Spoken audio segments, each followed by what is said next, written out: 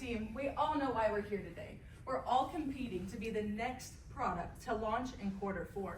We've already heard from some other teams this morning, but this next team, iScout, is going to make the biggest impact on the industry. Oh, finally it's our turn. I've been sitting here all morning, and the only thing going through my mind is the one issue that costs the cattle industry $300 million every single year. Do you know what that issue is? No, you couldn't have, because it's pink eye. Pink eye infects 50% of our nation's herds, with 9% of those being in our calves. So no wonder the USDA is now reporting this is the third largest herd health issue. You're probably wondering, why don't we pick the first and second problem, bovine respiratory and viral diarrhea? But there's already solutions for those. And nobody's helping the cattle with pink eye. Yeah, and pink eye leads to weight loss, which leads to an economic loss. And in case you missed it the first time, that economic loss is $300 million every single year. So what's our solution? iScout, the AI-powered camera that detects the early signs of pink eye before the human eye can see it. See the signs, stop the spread, and protect the profits. Can anybody tell me which cow on this screen has pink eye? No, you can't. But through our AI-driven powered camera, it can, by reading the muzzle and facial expressions of cattle and comparing those images to stock images, it can make a 99.4% accurate diagnosis of pink eye. It then reads the RFID tag in that cow and sends it to a farmer. As you can see on the screen, this is one way that producers can mount our camera, which we'll recommend they do near watering systems, as sick cows won't eat, but they will drink.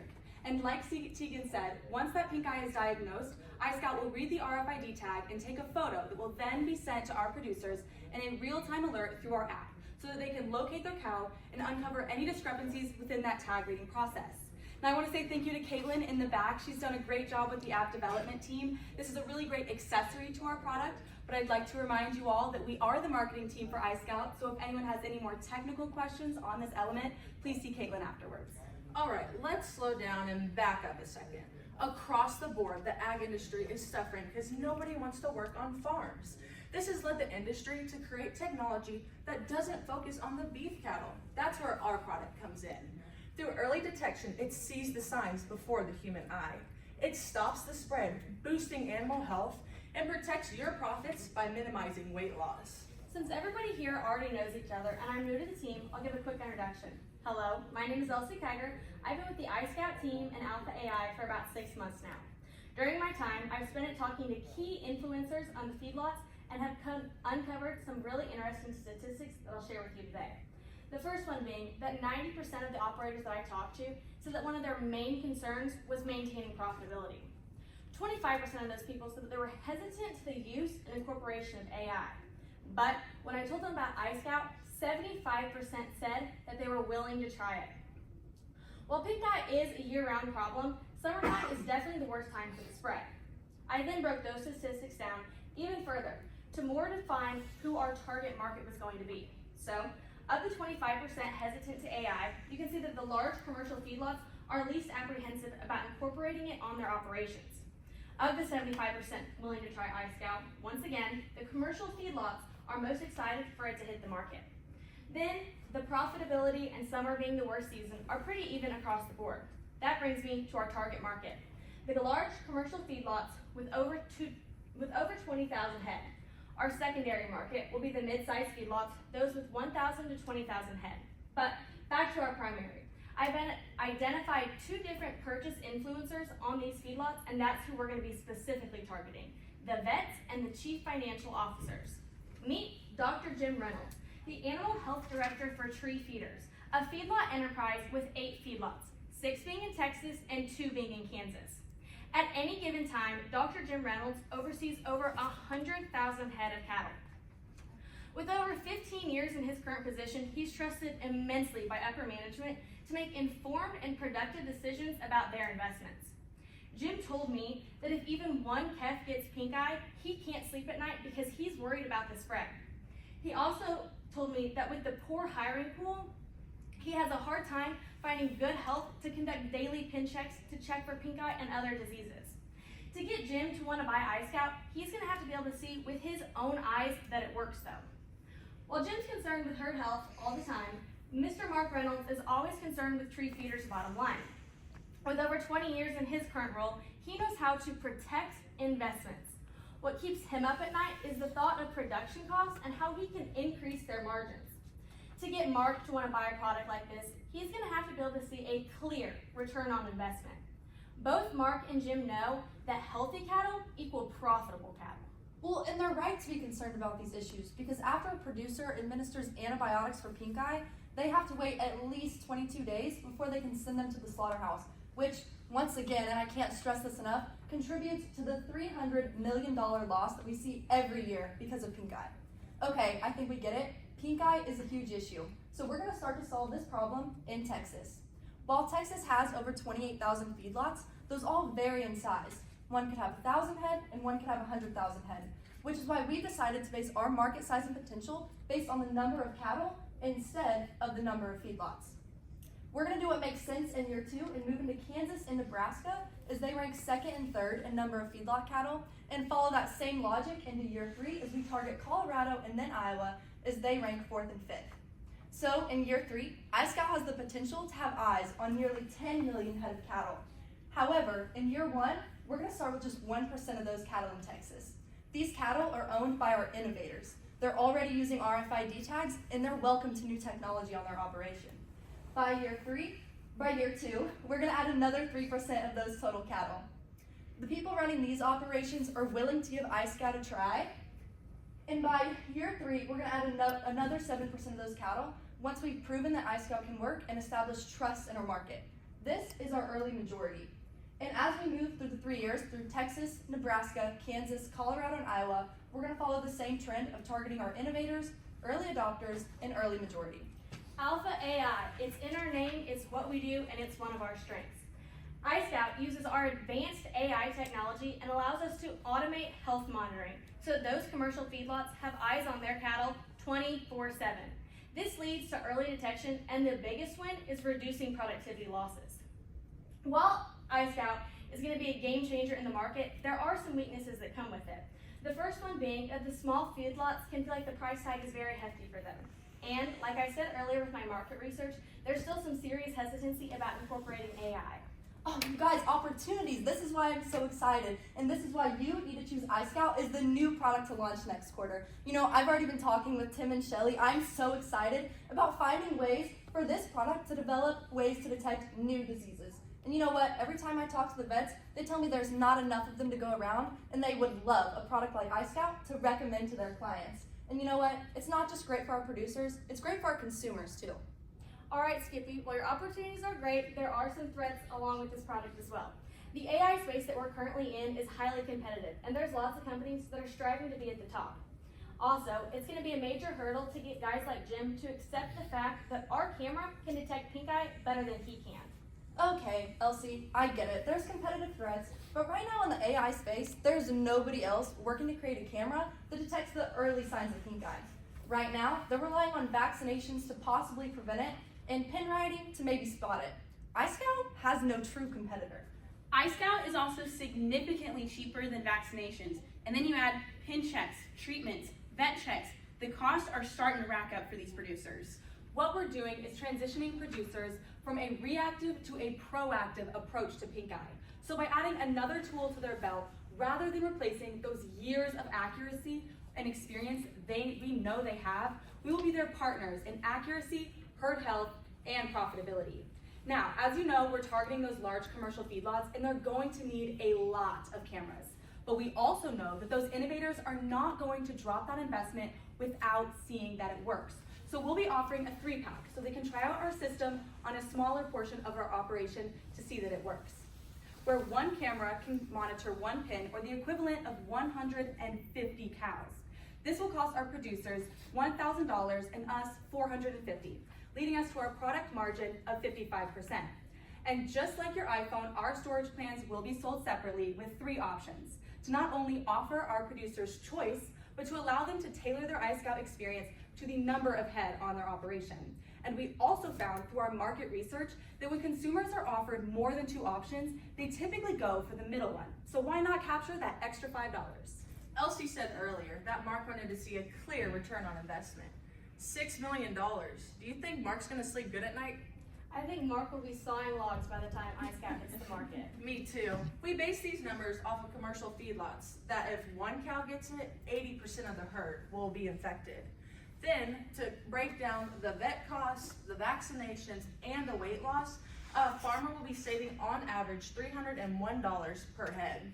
Now, considering this figure, it's clear that we can see why our largest ROIs are going to come from those large commercial feedlots in states like Texas, Kansas, Nebraska, Colorado, and Iowa. Now, your kids might have you thinking that everyone's just doom scrolling on TikTok, but through our market research with Brownfield Ag News, we found that in a 48-hour window, 92% of media usage could be attributed to AM/FM radio. And they're not just listening. We also found that 45% of farmers and ranchers who heard an ag promotion on the radio took action afterwards. But who are they listening to? As you can see here, we'll be partnering with our audience's favorite farm radio and country music stations. Who do they trust, you might ask?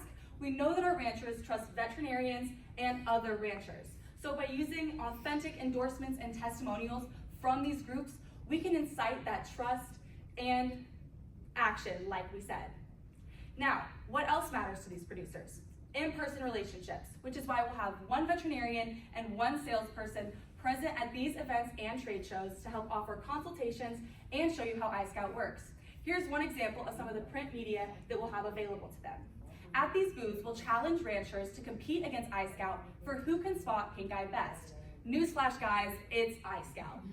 We'll also have our caught on camera demo showcasing how one sick cow could spread to infect up to 80% of your herd in just 3 weeks, or 16,000 cows in a 20,000 cow operation. Now, we'll be structuring our media a little bit differently to target those innovators and early majorities separately. Utilizing those publications focused on innovation, we can reach those innovators. And our early majority, who we know are more focused on what's been working for others in the sector, we will use those vet testimonials and endorsements to reach them as well. To break this down further, we'll also be targeting those influential decision makers separately as well, using animal health publications to reach those vets and financially focused publications to reach those CFOs. We'll also have these targeted hashtags to help further our brand awareness on social media. Further, our promotional strategy will include iScout employing one full-time public relations specialist for the first 3 years. Their job will be to craft media pitches and press releases to help us gain earned media on publications such as the Working Ranch Radio Show and Prime Cuts podcast to help us gain traction with that early majority. Now, if you're searching up the symptoms of pink eye, these searches that we've added to our pay-per-click portfolio might just bring you to our website. Here you can learn all about iScout, how our camera is set up, find links to our earned media, where you can find iScout on our website and with partnered vets, our helpline to get all of your questions answered, and where you can connect with our sales team through their map. Now, we'll also be doing a newsletter, and I know what you're thinking, why would I read another newsletter from someone I just bought a camera from? Well, as leaders in the innovation sector, iScout's going to be doing this differently. We're not talking about us. We're going to be curating an innovation database to keep our farmers and ranchers up to date on the latest technology and innovation available to them in their sector. All right, so you might be wondering, what are our goals? In year one, we're going to establish credibility with early adopters. We're going to do this by getting 10 testimonials from that innovative group. We'll focus on doing this in quarter 3 and 4, so they'll have this summer to experiment with our product. In year 2, we will have an expansion strategy where our goal is to partner with 5 or more veterinarians, increasing those purchasing channels. We'll focus these efforts in the first 2 quarters so those vet offices are ready to house iScout by pink eye season. Since this is my first product being on the team with iScout, I'm really excited to see where it can be in year 3. Our goal for that is to achieve widespread adoption and industry recognition. Our metric for that is 20% of unaided brand recognition. That means when people are talking about brands in the animal health space, 1 in 5 bring up iScout without being prompted. Why? Because we want to be a market leader and drive sales. We're going to use a couple different platforms to be able to monitor and measure these goals. The first one being Salesforce. This will be used by our sales team to monitor who they're talking to, leads, sales in the pipeline, and feedback from customers. It'll be also used to track track the progress and our goals of testimonials and partnerships. The next one we'll use is HubSpot CRM. This will be used by Rachel and her marketing team to track marketing analytics, engagement, and the brand recognition goal. We'll then use Google Data Studio to build dashboards and create easy-to-read visuals to be presented at our quarterly board meetings, just like this one. With these platforms, we'll be able to tell if we aren't reaching our goals and look at the data and see where the disconnect is between our marketing efforts and meeting our goals. If we're exceeding our goals, we'll be able to make data-driven decisions about expansion and budget adjustments. While we're on the topic of budgets, guys, I hate to break it to you, but we're not going to make any money until year 3. In fact, we'll be at a total loss of just over $700,000. Anna, wait. They have to know that in those initial 3 years, we're targeting that group that's experimenting. Once we gain trust, we can convert those farms and get the whole operation. I'm glad you mentioned that. So you're telling me that in the first 3 years, you can convert at least 5 operations. Oh yeah, for sure. Perfect. We'll cut that total loss by half. We'll make money in year 3, and just like Mark, I'm sawing logs at night. Now, where are our expenses going? A lot of it is going to our marketing budget. Rachel, why is that? As you can see, I am running our market budget all the way down in those first quarters because we know that our producers need a little bit more understanding to trust and feel comfortable utilizing this technology. So we'll do this so that they're ready to buy iScout by the later quarters. Here's a more comprehensive breakdown of our budget, but that's a lot of figures and I'm not Anna, so we've broken it down a little bit further. We know from our market research that action is coming from radio, so we'll be utilizing 51% there. With publications, we know that consumers trust print a little bit more than social media right now, especially our target age group, as it is seen as reliable and more focused, so 31% will be allocated there. With social media, we'll have about 11% for that interconnectivity and speed, and while trade shows is very important to our audience, we do know that they are already attending these events, so we don't have to put the word out as much with our budget. Board members, choose our product to launch in Q4. iScout is asking for a $455,000 marketing budget that will solve a $300 million problem. Hey, I've got Dr. Jim Reynolds on the phone. Will you tell them what you just told me, Jim? Okay. Oh, Jim, I can't hear you. Jim, are you there? Elsie, There okay, you I have to are. admit, I was a bit skeptical about this whole iScout camera. You told me Saturday the 222 had signs of pink eye. I couldn't see anything wrong with this calf, but I did put it in a quarantine bin. When I fed it today, it had pink eye. I am so glad I separated it.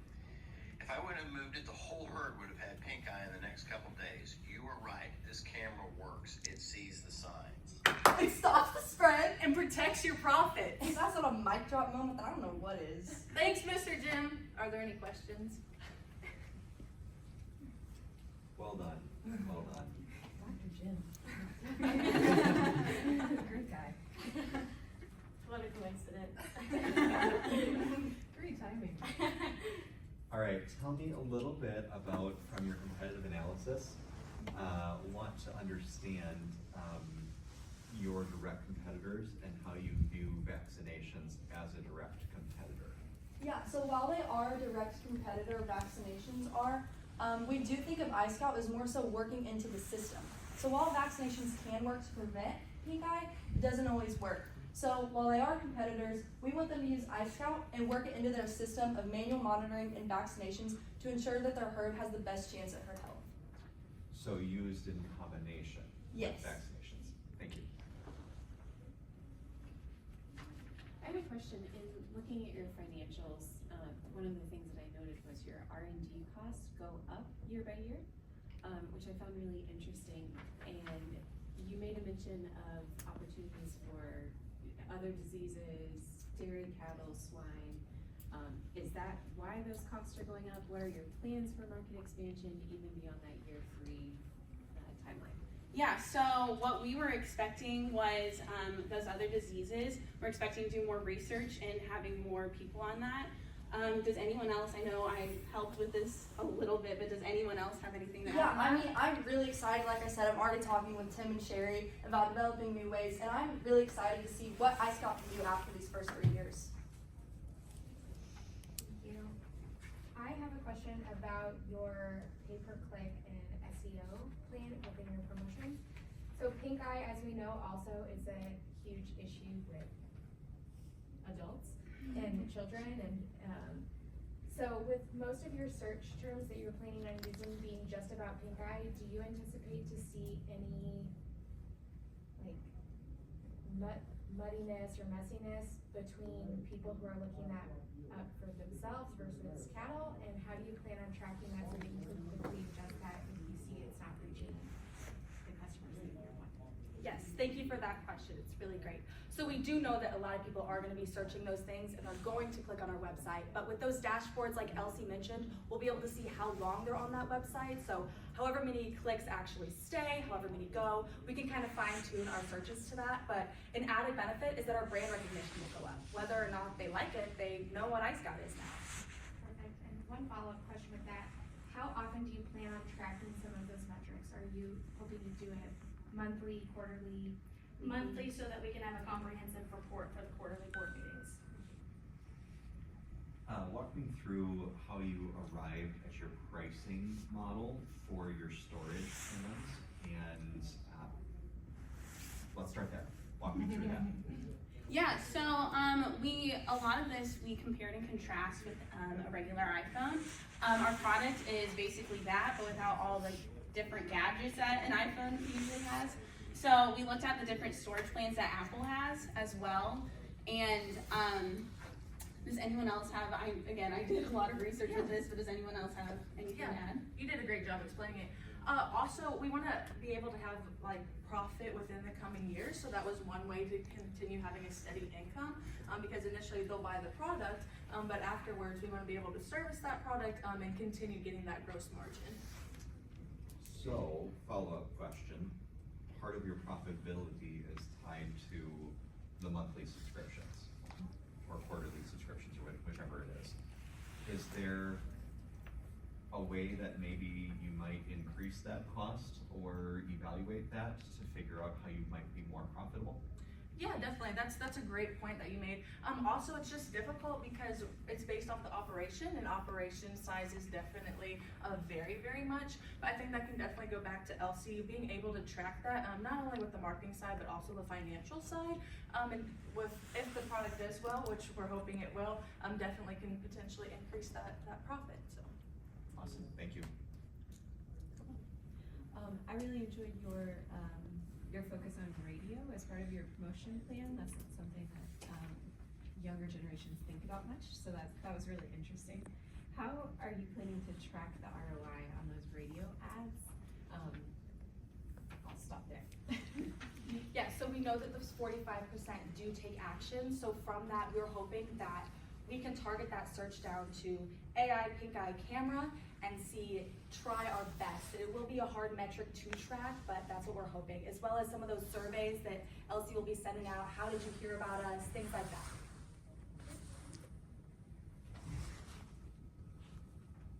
Time. Perfect. Thank you, well done. Thank you guys. Thank very you. much.